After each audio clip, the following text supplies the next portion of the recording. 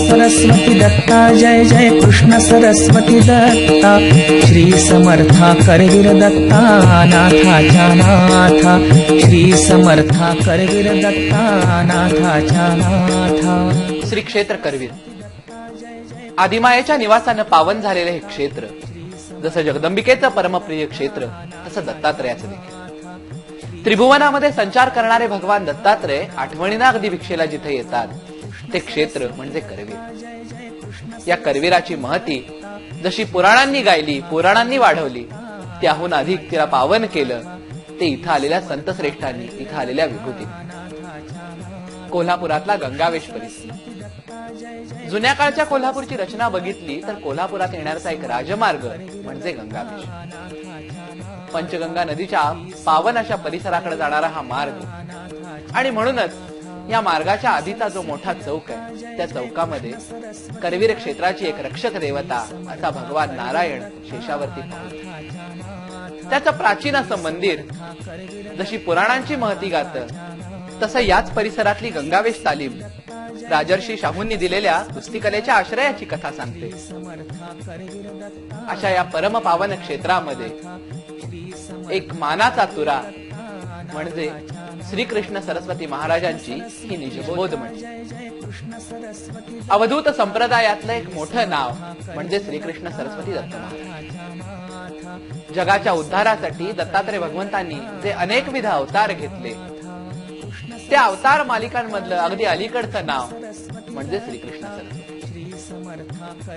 अवधूत संप्रदायाचं एक वैशिष्ट्य म्हणजे या संप्रदाय मार्गामध्ये असलेल्या अनेकविध संतांमध्ये फार थोड्या जणांचं चरित्र अगदी जन्मापासूनच माहिती आहे।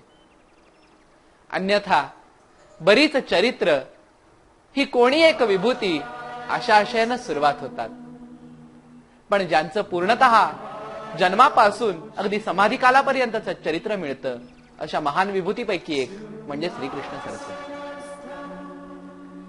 श्रीपाद श्री वल्लभ नरसिंह सरस्वती, अक्कलकोटचे श्री स्वामी समर्थ आणि यानंतर दत्तात्रयाचं साक्षात रूप म्हणजे श्रीकृष्ण सरस्वती महाराज। या श्रेष्ठांना, या विभूतींना भुरळ घालेल असं एक पावन क्षेत्र म्हणजे हे करवीर।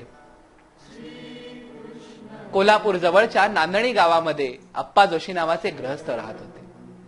त्या गृहस्थांच्या पोटी जन्मलेला हा श्रीकृष्ण अक्कलकोट स्वामींच्या म्हणजे नरसिंहभान स्वामींच्या कृपेनं श्रीकृष्ण सरस्वती म्हणून प्रगट झाला। त्याचाच हा सुंदर असा पालखी सोहळा। ही श्रीकृष्ण सरस्वतींची मूर्ती सवाद्य अशा मिरवणुकीनं सप्ताहाच्या प्रारंभी, पुण्यतिथीचा हा जो सप्ताह आहे त्या सप्ताहाच्या प्रारंभी पंचगंगा नदी तीरी स्नानासाठी जाते।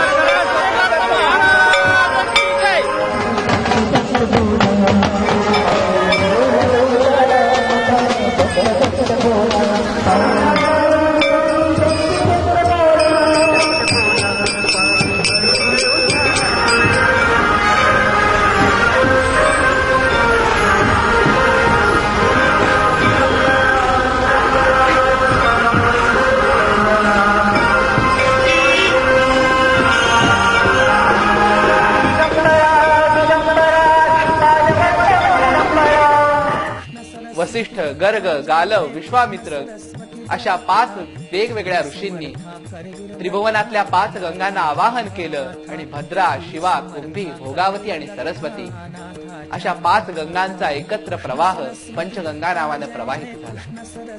ब्रह्मदेवाचं अवभृत स्नान पूर्ण करणाऱ्या या गंगा आज साक्षी होत आहेत दत्तात्रयांच्या या श्रीकृष्ण सरस्वती अवताराच्या पुण्यतिथी समारोहाच्या सुरुवातीची।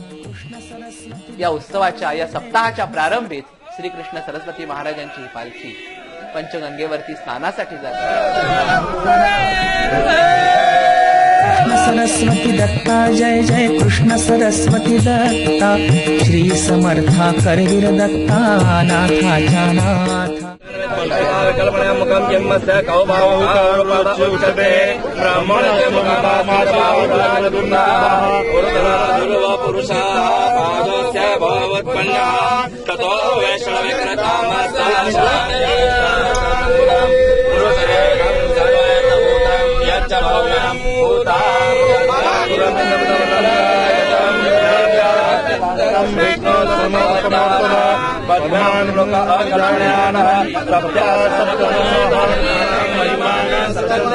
पूर्वे साध्याय सन्ति देवाः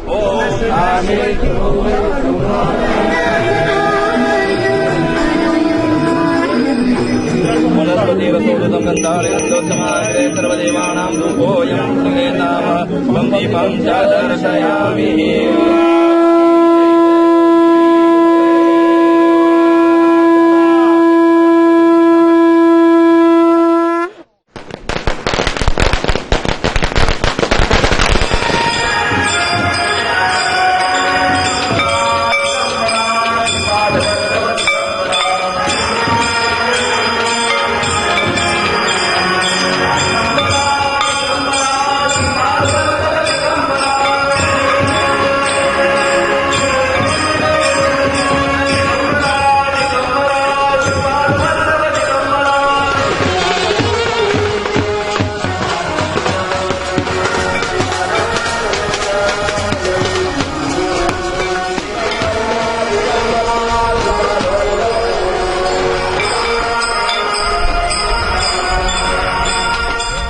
गंगा स्नान घेऊन येऊन स्वामी आपल्या भक्तजनांना दर्शन देतात आणि इथून पुढे 7 दिवस रमतो तो स्वामींचा आनंद असतो.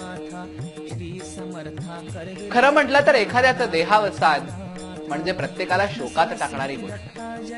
आपल्या प्रिय व्यक्तीचं जग सोडून जाणं हे कुणालाही आवडत नाही, पण या विभूती मुळात आकाराला येतात ते जगाच्या उद्धारासाठी आणि निराकाराला जातात ते त्याही पुढच्या उद्धारासाठी. आणि म्हणूनच श्रीकृष्ण सरस्वतींचा या अवधूत मूर्तीचा हा पुण्यतिथी सोहळा अर्थात 113 वर्षांपूर्वी ज्या वेळेला स्वामींचं देहावसान झालं त्यावेळेला नक्कीच आपणा सर्वांना दुःखाची कळा प्राप्त झाली होती, पण नंतर त्यांचं निराकार स्वरूप आजही आपल्यावरती जी कृपा करतं त्या कृपेबद्दलची कृतज्ञता म्हणून हा उत्सव.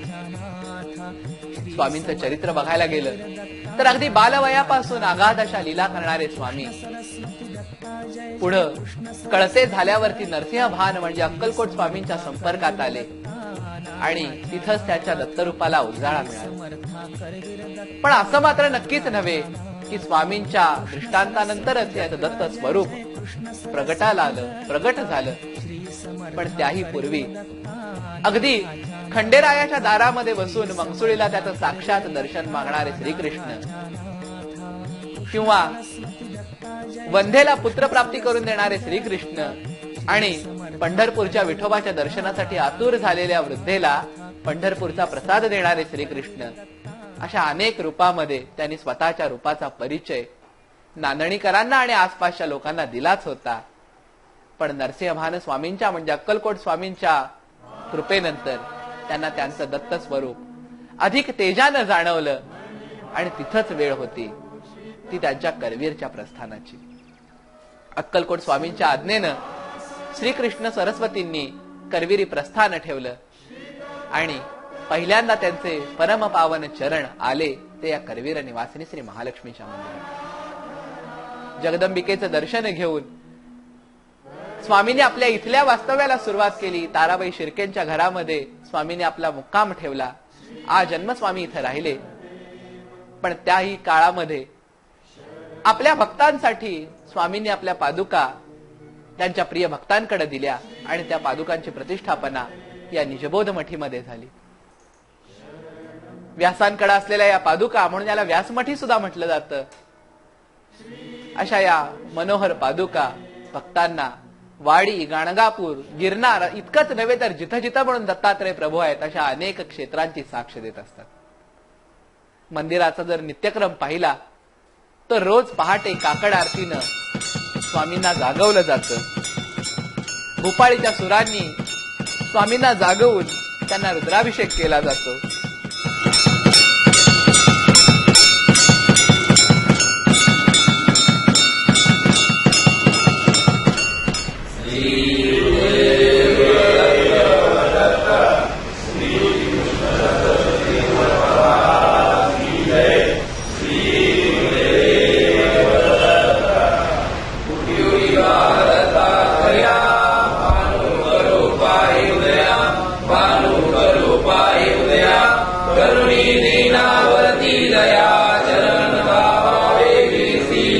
मंदवायो हा सजला पक्षी करितात किलबिला पक्षी करितात किलबिला दीपवर्ण शुभ्र झाला पूर्व दिशा उजळली उठी उठी वा दत्तात्रया भानुकरूपाय उदया भानुकरूपाय उदया करुणी दीनावरती दया चरण दावावे केसी करुणी कृष्णेचे सुस्नान घेऊन पूजेचे सामान घेऊन पूजेचे सामान सकाळ लागलसे ध्यान कवाड किंवा उघडेल उठी उठी वा दत्तात्रया भानुकरूपाय उदया भानुकरूपाय उदया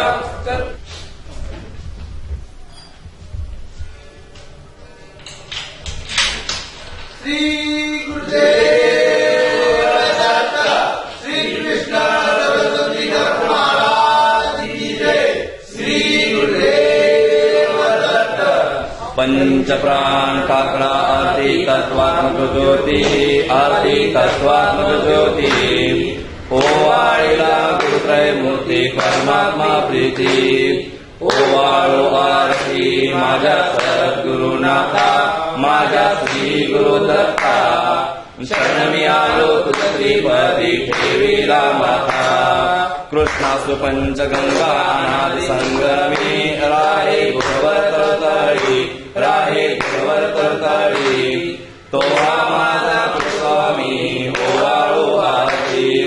ओवाळो आरती माझ्या सद्गुरुनाथा माझ्या श्री गुरु दत्ता शरणमी आलो तुझीपदी ठेवीला माथा द्वारी चौघडा वादे वादंत्री वादकी वादे वादंत्री वादकी नाना घोष करत भक्त स्वानंदे सवित्री ओवाळो आरती माझ्या सद्गुरुनाथा माझ्या श्री गुरु दत्ता शरणमी आलो तुझीपदी ठेवीला माथा इंद्रावती पन्नग दर्शनालयती पन्नग दर्शनालयती नाद मुनिवर किंमत तुंबर सुमयालयती ओवाळो आरती माझ्या सद्गुरुनाथा माझ्या श्री गुरु दत्ता शरणमी आलो तुझीपदी ठेवीला माथा मने राम लागे पाठी आदिमूर्ती सावळी श्री गुरु भक्त तन्मय श्रीपदी ओवाळो आरती माझ्या सद्गुरुनाथा माझ्या श्री गुरु दत्ता शरणमी आलो तुझीपदी ठेवीला माथा श्री गुरुदेव दत्त श्री कृष्ण सरस्वती महाराज की जय श्री गुरुदेव दत्त ठिकठिकाणचे भक्त स्वामींच्या नानाविध सेवा करण्यासाठी येत असतात भूपाळीचे नयनरम्य भावरम्य सदृश्य भक्तांच्या कानांना सुखावते आणि त्यानंतर होतो तो स्वामींचा रुद्राभिषेक दत्ता जय जय कृष्ण सरस्वती दत्ता श्री समर्था करवीर दत्ता नाथाच्या नाथा श्री समर्था करवीर दत्ता नाथाच्या नाथा कृष्ण सरस्वती दत्ता ओम वासुदेवाय नमः ओम प्रद्युम्नाय नमः इंद्रकेतुर्गणाध्यक्षो बालचंद्रो गजानन लाभशेषां निरस्तेषां पुरस्तेषां पराजया वर्षाऋतो आद्य चतुर्थ्यान्तितो कल्याणार्थ श्रीकृष्ण सरस्वती महाराज रुद्राभिषेके विनियोगः सर्वतो मां पाहि पाहि समनात् अनुद्वारद्रूपं नाम पुरुषदेवेन सर्वभूतं यच्च भव्यं उदामततं ईशामोयरत्नीयातियोगे एकाः त्वं विष्णुया भवभागस्ते कामधेनो समवधूतं देवर्षि पित्रोतप्तसमर्पयम् नैवेद्यादि पञ्चामृष नैवेद्यं समर्पयामि नैवेद्यमध्ये पाणिं समर्पयामि नमस्कारपूर्वकं नमस्करोमि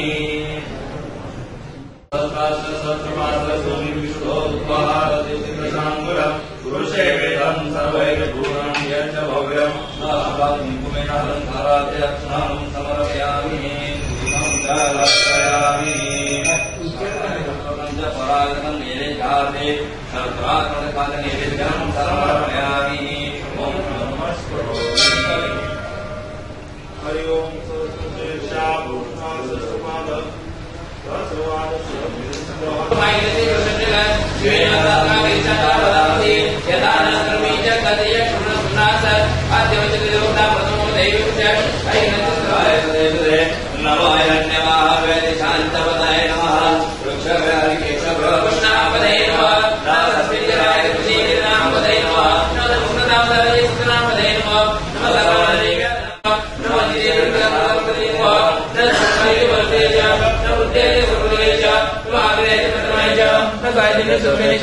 सुस्त्याच्या पत्त्याच्या न काट्याच्या नव्याच्या न सुद्ध्याच्या सत्याच्या न नांद्याच्या न सांबळाच्या चरणाच्या न शंकाच्या विषयाच्या न उघराच्या भीमाच्या न आग्राच्या दुर्वेदाच्या न अंतरेच्या हृदयाच्या. सकाळी 6:30च्या सुमाराला स्वामींची आरती होते. त्यानंतर नैवेद्य आणि मग दुपारच्या वेळेला पुन्हा एकदा पूजा आणि महानैवेद्य.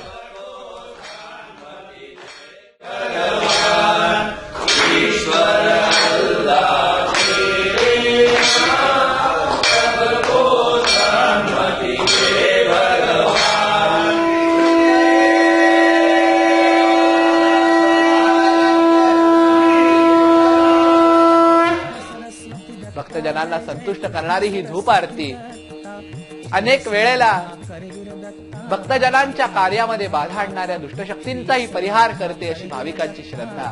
म्हणून या आरतीच्या सुमाराला भाविकगण आवर्जून या दत्त मंदिरात हजेरी लावतात.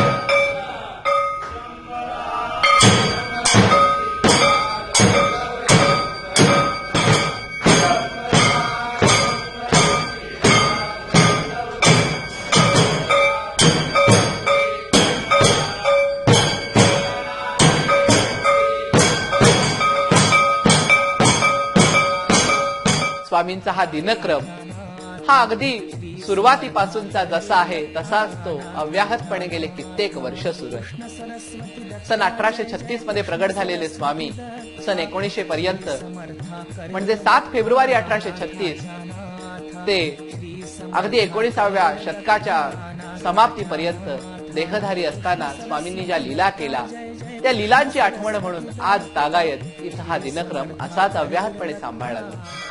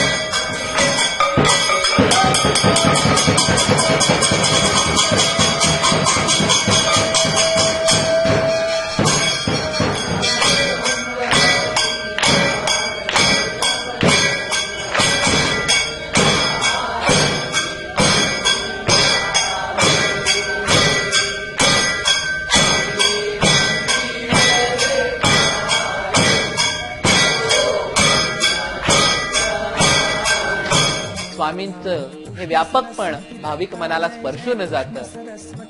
पण ज्यांना सगुण उपासनेची आवड आहे त्यांच्यासाठी मात्र दुपारी स्वामी अलंकार पूजेमध्ये नसतात. या उत्सव प्रसंगी स्वामींच्या अनेकविध लीलांची स्मरण म्हणून नानाविध रूपामध्ये अलंकार पूजा केली जाते.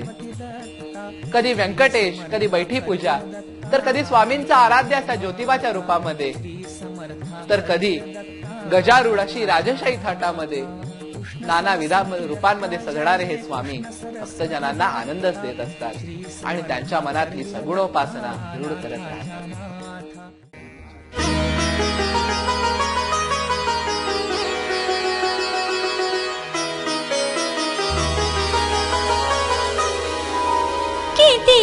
सन रात्री गेल्या कधी नाही पडला तीथ खंड वाजते भक्तीची वीणा खंड वाजते भक्तीची वीणा खंड वाजते भक्तीची वीणा खंड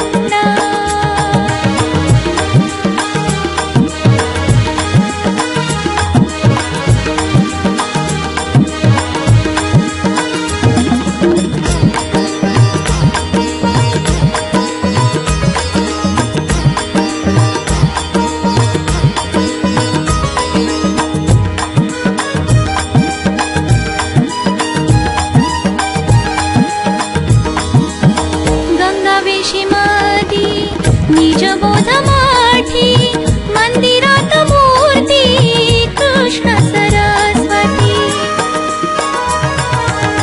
गंगावेशीमधी निजबोध माठी मंदिरात मूर्ती कृष्ण सरस्वती पूजारतीला तीर्थप्रसादाला भक्तांची येती या झुंड वाजते भक्तीची वीणा खंड वाजते भक्तीची वीणा खंड वाजते भक्तीची वीणा खंड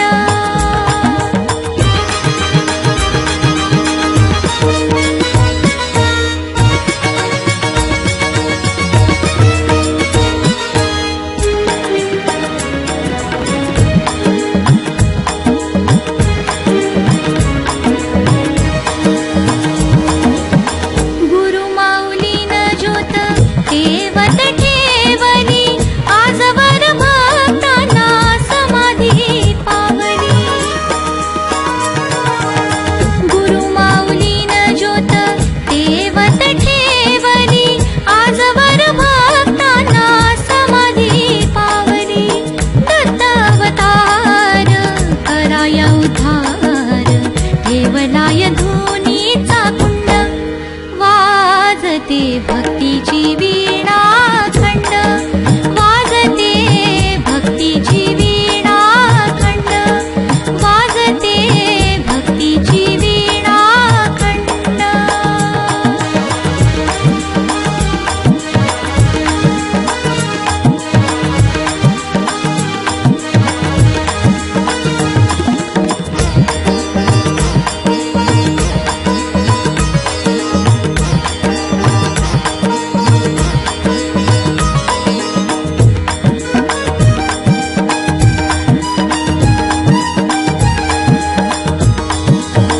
पवित्र कितीही करवीर काशी आशा थोर विभूतीला घेतल पोटाशी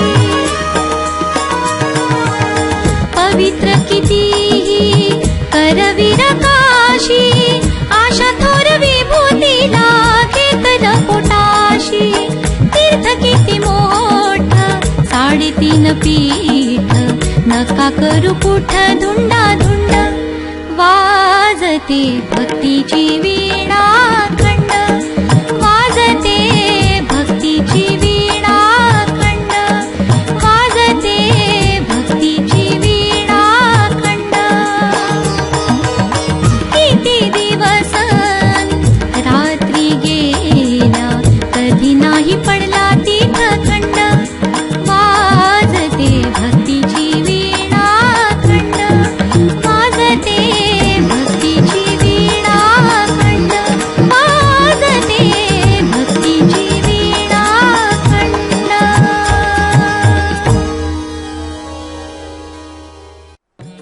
स्वामी एक सुंदर असं नाव पण त्याहून एक सुंदर असं एक भावविभोर असं चरित्र अनेक भक्तांवरती कृपा करणारे हे स्वामी या निजबोध मठीमध्ये विराजमान आहेत। ही निजबोध मठी स्वामींच्या या पुण्यतिथीचा उत्सव इथं अगदी मोठ्या थाटामाटात साजरा होतो याचं कदाचित एक कारण असावं की अवधूत मूर्ती आकाराला येते ती जगाच्या हितासाठी जगाच्या संतोषासाठी। स्वामी या करवीर क्षेत्री आले, नानाविध लीलांनी भक्तजनांना उपदेश केला, अगदी कर्मकांडाच्या निवृत्तीपासून ते भाव विभोर अशा भक्तीपर्यंत अनेक मार्गाचा उपदेश स्वामींनी भक्तजनांना केला. आणि त्यातलं एक लक्षण म्हणून अखेरीला हे सगुण रूप त्यांनी निराकाराच्या अधीन केलं. निराकाराच्या अधीन केल्यानंतर सुद्धा त्याच मायेनं, त्याच प्रीतीनं भक्तजनांवरती सावली धरणारे हे दत्त महाराज आपल्याला ठाई ठाई प्रचिती देत असतात. भक्तजनांना त्यांच्या अडचणीच्या वेळेला, त्यांच्या संकटाच्या वेळेला त्यांच्याच मनामध्ये प्रगटून त्यांच्या मनामध्ये निजबोध ठसवून देत असतात. म्हणूनच ही काय निजबोध म्हणते. अर्थात अक्कलकोट स्वामींचा स्वतःच्या चिरंजीवत्वाचा दाखला त्यांच्या या समर्थ शिष्यानं तितक्याच समर्थपणानं जपलाय हे सांगायला अन्य कोणत्याही पुराव्याची गरज नाही. श्रावण कृष्ण नवमी जन्माष्टमीच्या उत्सवाच्या वेळेला जन्मकाळाच्या आधीच गुलाल उधळून स्वामींनी स्वतःच्या प्रयाणाची सूचना भक्तजनांना दिली.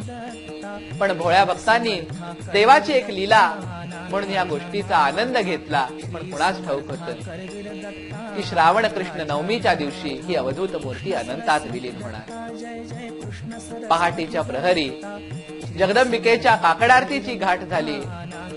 काकडारतीच्या धीर गंभीर सुरांनी आसमंत गुंजून जात असताना स्वामींनी आज्ञा केली, माझी कर्पूरारती करा. ती कर्पूरारती करता क्षणी जणू ज्योतीचं तेज ज्योतीमध्ये सामावलं आणि हा अनंताचा यात्री अनंताच्या प्रवासाला निघून. हा प्रसंग त्या क्षणी नव्हे तर आज सुद्धा अगदी डोळ्यामध्ये पाणी उभं करतो. पण एक मात्र नक्की की आकाश घटामध्ये कोंडून घातलं तरी ते घटामधलं आकाश राहत नाही. ते घटामध्ये दिसतं मात्र वास्तविक ते सर्व व्यापक असतं. तसंच हे स्वामींचं चरित्र, त्यांचं हे सर्व व्यापकत्व दृढ करणारा हा पुण्यतिथीचा सोहळा. या सोहळ्याच्या निमित्तानं अखंड वीणा गरजत राहते. भक्तजनांचा हरिपाठ होतो. देवाची ये द्वारी उभा क्षण भरी तेणे मुक्तिचारी साधी येल्या. ज्ञानदेवांचा विरचित असा हरिपाठ जणू भक्तजनांना हाच संदेश देतो की या निजबोध मठीच्या दारामध्ये क्षणभर उभारल्यानंतर मनामध्ये निजबोध ठसेल आणि तीच आपल्या गुरुची कृपा असेल. 7 दिवस रंगणारा हा उत्सव अनेक प्रकारांनी गरजतो. जन्माष्टमीच्या वेळेला श्रीकृष्णाचं कीर्तन होतं. नवमीच्या वेळेला रात्रभर जागर होतो आणि दशमीला महाप्रसादानं या उत्सवाची सांगता होते. अनेकांचं अन्नसंतर्पण करून अनेक मुखानं या नारायणाला तृप्त करून भाविक गणांचा आशीर्वाद घेतला जातो. येणारा भक्तगण स्वामींचा प्रसाद म्हणून अन्नाचं सेवन करतो तर देणारा भाविकगण जणू स्वामींनाच आपण तृप्त करतो अशा भावनेनं प्रसादाचं वाटप करत असतो.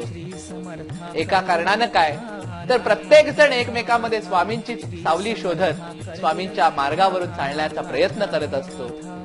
आणि हा आनंद सोहळा पुन्हा एकदा अनुभवावा याच भावनेनं भक्तगण वाट पाहतात ते पुढच्या वर्षीच्या श्रावणाची, स्वामींच्या पुढच्या वर्षीच्या उत्सवाची.